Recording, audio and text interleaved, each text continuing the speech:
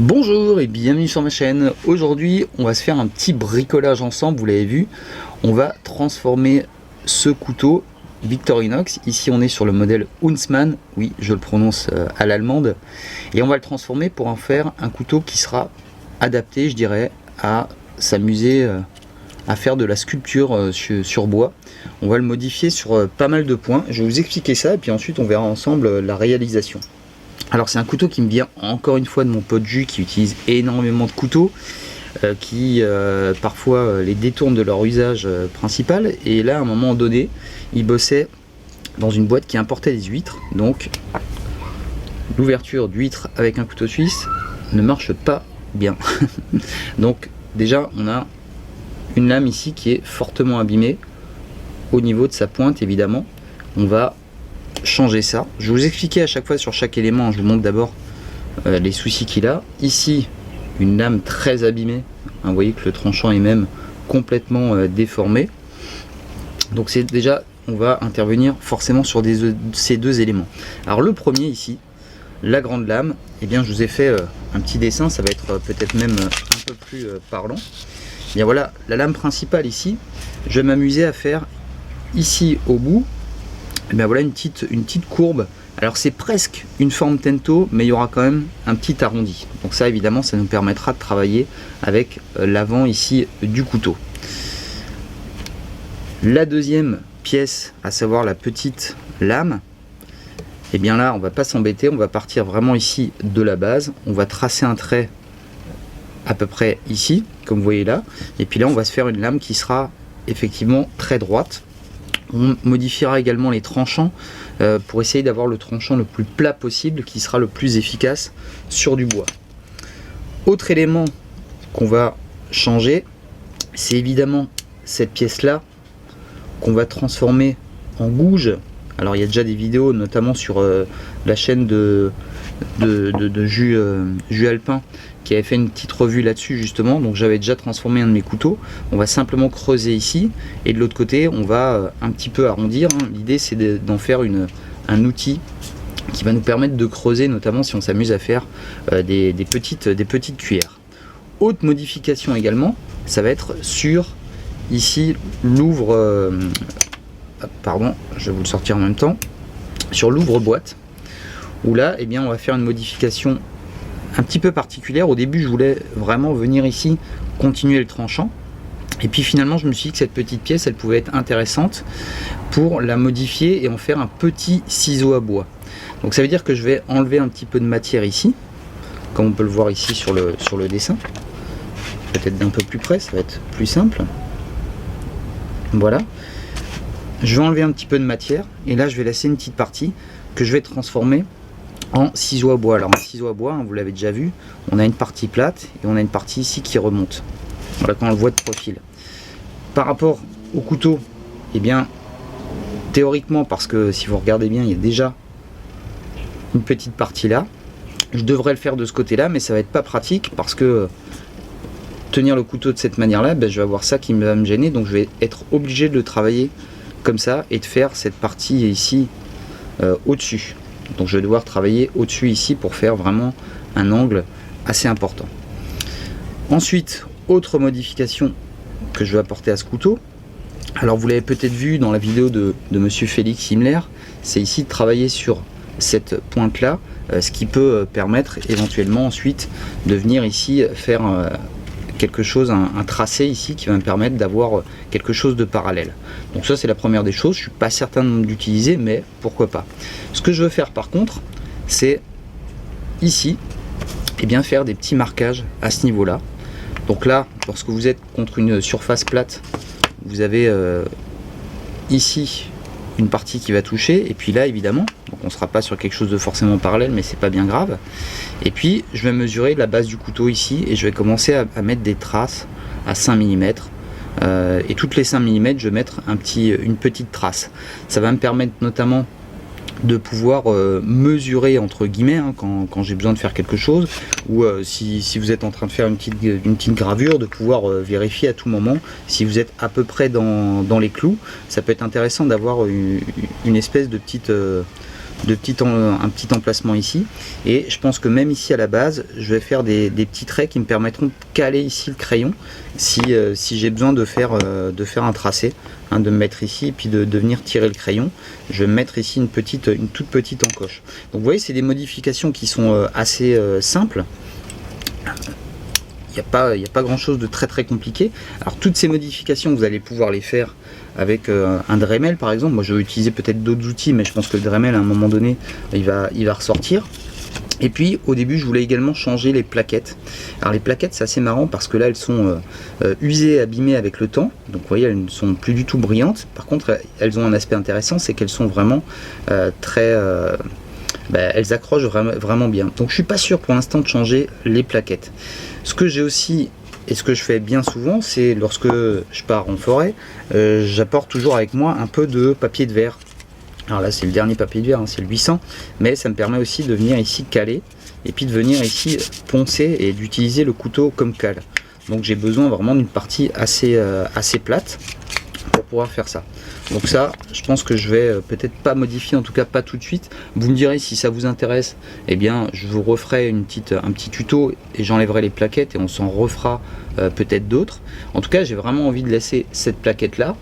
Pourquoi? Parce que je vais pouvoir garder ici la petite pincette qui risque de nous servir lorsqu'on fait un petit peu de sculpture, parce qu'on risque toujours de se prendre une petite écharde. Allez, c'est parti, on va commencer tout de suite par attaquer sur la grande lame. On va faire le traçage et puis on va simplement couper. J'ai fait mon petit traçage. N'oubliez pas que pour ne pas détremper l'acier lorsque vous allez travailler sur l'acier, vous avez un petit verre à côté et puis vous retrempez à chaque fois votre couteau, hein, vous travaillez quelques secondes et vous retrempez votre couteau dans l'eau pour éviter que l'acier ne chauffe trop. Donc là on va déjà mettre cette partie à plat et on verra tout à l'heure pour refaire trancher toutes ces parties là.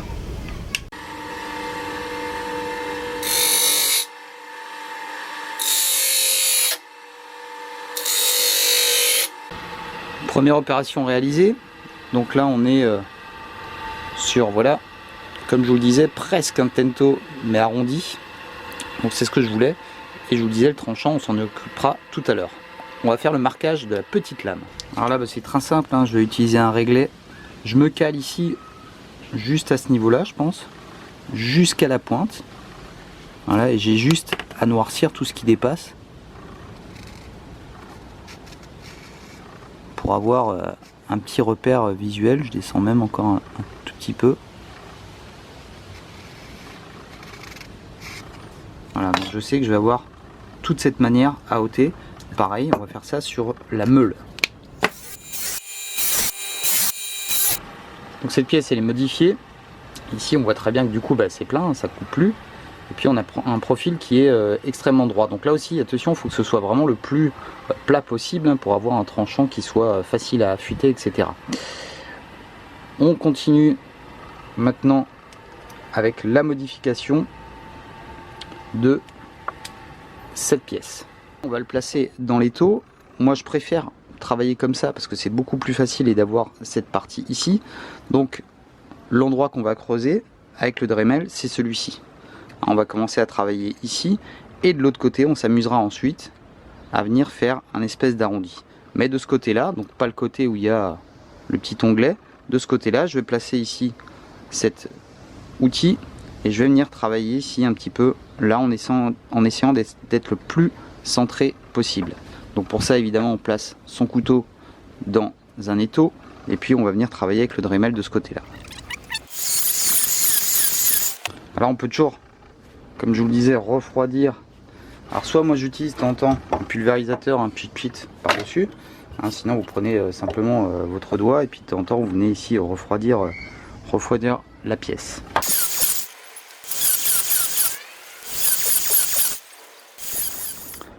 Voilà, l'idée c'est de s'arrêter juste un petit peu avant ça parce que de l'autre côté, eh bien, on va venir ici arrondir cette partie là.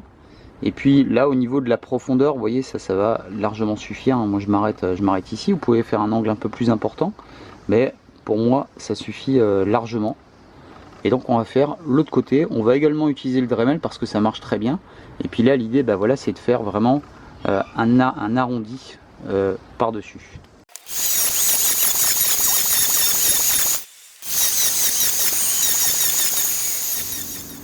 Alors vous avez vu mon mouvement, hein, je faisais ça.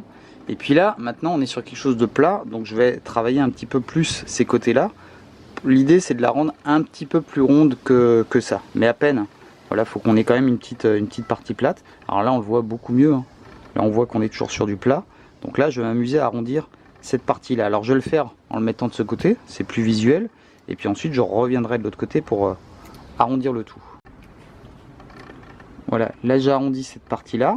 Et puis maintenant, l'idée, c'est que là, on n'est plus du tout plat, hein, qu'on commence à sentir que ça accroche. Donc pour ça, eh bien, je vais retravailler de ce côté-là. Et je vais un petit peu remonter, je dirais. Hein, je vais travailler un peu plus à plat ici. Je vais continuer à faire ce mouvement-là pour remonter un petit peu ce petit côté. Là, ça commence déjà à accrocher. Donc là, on commence déjà à être pas mal du tout.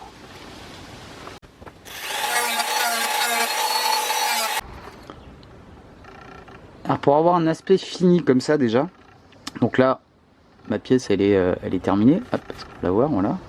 Donc elle commence déjà à couper, hein. On passera tout à l'heure à l'affûtage. Si vous voulez un rendu ici qui est quasiment déjà fini, hein, poli, hein, il suffit de faire tourner le Dremel un peu moins vite et de ne pas insister, de passer vraiment, mais tout doucement comme ça dessus, comme si vous étiez en train de faire un petit polissage. Et vous voyez qu'ici, voilà, on est sur une finition qui est vraiment propre, on voit plus du tout de traces. De ce côté-là, à peine aussi. Donc voilà. C'est pas pour l'aspect finition, c'est pour le fait que ça va un peu plus gratter. Alors vous voyez là je suis encore un petit peu sur du plat, je pourrais encore un petit peu gratter sur le côté parce qu'on a encore un petit peu de marge ici. Donc je vais continuer à un petit peu arrondir, à casser ces angles ici. Mais je vous conseille de le faire dans ce sens parce que si on commence tout de suite à arrondir, on va se retrouver avec un truc trop rond. Donc il vaut mieux commencer à faire ça et d'arrondir par la suite. Donc là mon arrondi il est fait, hein, ça commence déjà à accrocher. Et puis pour qu'il soit encore un peu plus efficace, eh bien je vais remonter un peu ici, je vais enlever de la matière là pour venir ici un petit peu gratter parce que c'est cette partie là que je viendrai ensuite affûter. Et puis donc je vais remonter un petit peu cette partie là.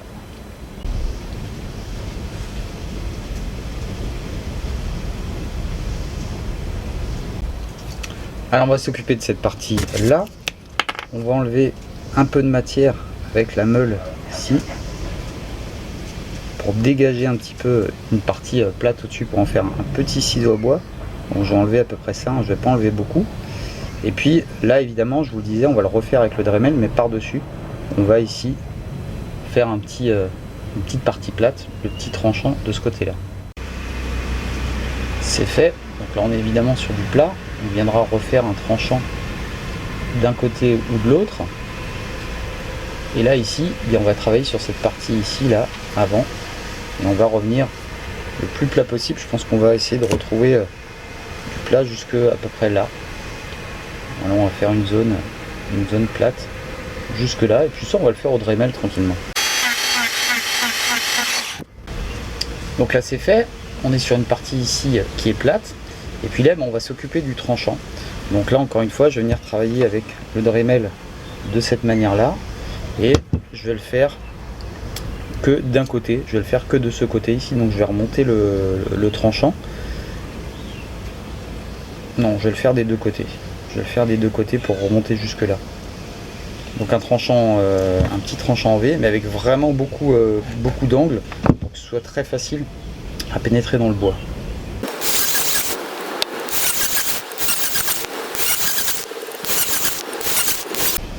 Donc ici c'est modifié, voilà, des deux côtés. Donc après on verra à l'affûtage effectivement, hein, on rendra le truc, mais déjà là ça accroche déjà pas mal. Si je vous fais une petite démo ici, vous voyez, ça permet vraiment de commencer à travailler le bois. On va s'occuper du fameux crochet. Voilà, alors j'ai enlevé, donc avec le Dremel vous avez bien compris, j'ai enlevé à peu près la moitié de l'épaisseur. Et puis là, surtout très important ici, c'est de créer un angle droit parce que ce crochet est légèrement arrondi. Donc là, il faut absolument avoir une partie plate pour que là, on ait un angle vraiment de 90 degrés pour que ça fonctionne parfaitement. Donc après l'idée, évidemment, vous avez compris, c'était de venir se caler là par exemple, hein, et puis de pouvoir, comme vous voyez ici, hein, ce que j'ai fait tout à l'heure, ôter de la matière et puis avoir déjà une partie qui est parallèle. Donc même si c'est, alors Félix Himmler par exemple il le montrait pour l'intérieur d'une tasse, etc., mais pourquoi pas sur un bout de bois, ça permet peut-être de faire, ça fonctionne très bien, de se faire une petite rigole. Ça peut être simplement pour un dessin. Alors celui-là au-dessus je le laisse, hein, absolument, parce que c'est celui qui me sert à attraper cette petite pièce. Alors on va également faire les marquages. Donc pour ça je me mets un petit réglet là, je me positionne là, et là je vais venir avec le Dremel mettre un petit coup tous les 5 mm. Donc très léger, hein, c'est vraiment juste un marquage, et je continuerai ensuite un petit peu de ce côté là, aussi très léger, pour pouvoir un petit peu caler mon crayon dedans si je veux faire une petite trace. Donc on va voir ce que ça donne sur cette pièce. Voilà, le marquage est fait. Alors c'est pas évident pour le premier parce qu'on est vraiment très près, et puis on a un peu de mal à accéder avec l'outil, mais bon, on y arrive, hein. Donc tous les 5 mm, hein, ça me permet d'avoir un petit marquage. Et là, on le voit un petit peu, je suis revenu aussi de ce côté pour pouvoir me caler un petit peu le crayon. Donc si je me mets ici et que je cale ici ma pointe, et bien je suis vraiment calé dedans, et ça me permet vraiment d'avoir un trait parallèle, et puis de pouvoir me caler au moins tous les 5 mm, et de pouvoir mesurer, voilà, si je travaille sur un petit truc, de me dire bon ok, ça fait à peu près la même chose de chaque côté. Ça peut être intéressant d'avoir ce type d'outil. Voilà, maintenant on a changé tous les éléments. Bien, il reste à venir ici affûter. Donc pour ça je vais utiliser une meule à eau, parce que je vous le disais, je vais vraiment insister pour casser ici le tranchant et avoir quelque chose le plus plat possible, hein, quasiment une émouture plate, pour que le couteau soit encore plus efficace dans le bois. Alors évidemment on sera sur quelque chose qui va un petit peu fragiliser le tranchant, mais quand on travaille du bois comme ça, on peut très bien avoir un peu de papier de verre à côté de soi pour venir ici de temps en temps réaffûter son couteau et puis retravailler sur le bois. Évidemment, tout ce que je vous montre, on peut le faire au Dremel. Il y a ce genre de machine qui est assez intéressant si vous voulez vous amuser à travailler sur des couteaux. Alors ici, la petite lame, hein, on est d'accord, on est sur du plat. Je vais faire une espèce de petite émouture, mais que de ce côté, parce que ça va pouvoir me permettre de travailler, moi je suis droitier, de cette manière là, un petit peu comme le profil d'un ciseau à bois. Donc je vais remonter de ce côté là, je vais travailler de cette manière là, juste un petit peu, hein, pour arriver à un tranchant déjà actif, on va dire, et puis ensuite je le passerai évidemment sur la pierre pour l'affûter.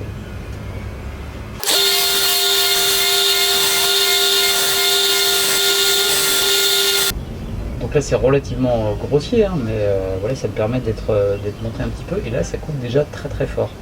Donc ça, évidemment, je vais le finir à l'affûtage. Pas très bien. Voilà.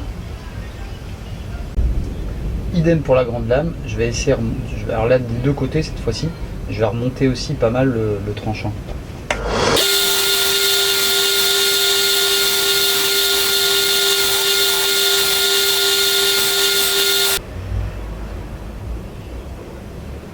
Là, on voit que le tranchant est bien remonté. Puis pareil, à l'affûtage. Alors là, j'ai utilisé une meule à eau, hein, pour déjà faire hop, le truc. Alors j'ai modifié encore un petit truc, alors je sais pas si ça se verra là.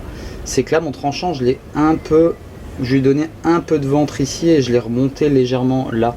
Parce que je trouve que il y a le fait d'avoir une petite courbe, c'est assez sympa. Alors j'arrive à le faire de temps en temps avec ça, mais c'est pas évident. Si vous arrivez à faire un truc plat, ça va très bien, hein. Ensuite, de ce côté-là, par contre, je suis resté très plat. Donc j'ai remonté pas mal. Vous voyez que d'un côté, hein, vous vous rappelez. Donc là, encore une fois, maintenant je vais le passer à l'affûtage. Tous les éléments marchent déjà, hein. Ici, pareil, la gouge. Et puis là, mon mini ciseau à bois avec, voilà, le double tranchant qui fonctionne aussi déjà. Et puis cette pièce là, on n'aura pas besoin de la modifier ou de l'affûter. Donc là, je vous épargne, hein, le fait que je vais m'amuser à le faire sur une pierre classique évidemment, et je vais avoir 3 grains. Le premier grain, normalement c'est pas la peine de le faire parce que déjà avec l'autre machine, on est à peu près sur le même grain, hein, presque, hein. Je vais peut-être passer légèrement sur celui-ci, mais déjà je vous dis, il coupe déjà parfaitement bien. Et puis après un petit peu sur le médium et un petit peu sur le fin. En termes de temps, je sais que ça va me prendre à peu près un quart d'heure, 20 minutes pour faire correctement tous les éléments. Et puis après, on se retrouve et on fait un petit essai sur un morceau de bois. L'outil est présent terminé, on va l'essayer. Alors on a un fond sonore, les voisins qui s'amusent dans la piscine. Donc la lame principale, évidemment, qui va pouvoir servir à travailler le plus gros. Je vous le disais, l'avant ici qui va me permettre aussi de travailler. La petite lame, c'est celle qu'on utilisera certainement le plus lorsqu'on va faire de la gravure, parce que là, bah voilà, on a vraiment aussi une très bonne maîtrise et on va pouvoir évidemment faire des petites choses assez facilement. Et puis là, on a une très bonne pénétration évidemment dans le bois avec ce type d'émouture. Les autres éléments, évidemment, je vous les ai montrés. La fameuse gouge, là, qui va vraiment me servir à venir ici creuser, donc pour pouvoir faire une petite cuillère. Donc là aussi un outil qui va fonctionner parfaitement bien. Puis on a aussi le poinçon, n'oubliez pas. Et puis l'autre élément que j'ai modifié, évidemment, cette partie là, bah, évidemment qui va être tranchante. Ici, voilà, toute cette partie là qui me permet aussi de travailler de manière assez précise. Et puis ici, le petit ciseau à bois qui va bien au bout ici, qui va me permettre de travailler aussi ça. N'oubliez pas une chose, c'est que tous ces éléments sont des éléments qui peuvent se refermer. Donc si vous savez que vous allez utiliser longtemps un outil, comme celui-ci par exemple, comme la gouge, eh bien n'hésitez pas à prendre une petite ficelle que vous allez accrocher là, pour venir ici ensuite fixer cette gouge pour qu'elle reste ouverte. Après tous les outils, moi je les utilise généralement comme ça. Évidemment faites hyper gaffe, mais voilà, ça vous permet d'avoir un outil pliant qui est vraiment destiné à la gravure. Alors j'ai pas refait les plaquettes comme je vous l'ai dit. Si ça vous intéresse, il n'y a pas de souci, on enlèvera ces plaquettes et on en refabriquera d'autres. Voilà pour ce petit tuto, je dirais, pour vous fabriquer un petit outil spécial gravure. Je vous dis à très bientôt, c'était Chris Jones, bye bye.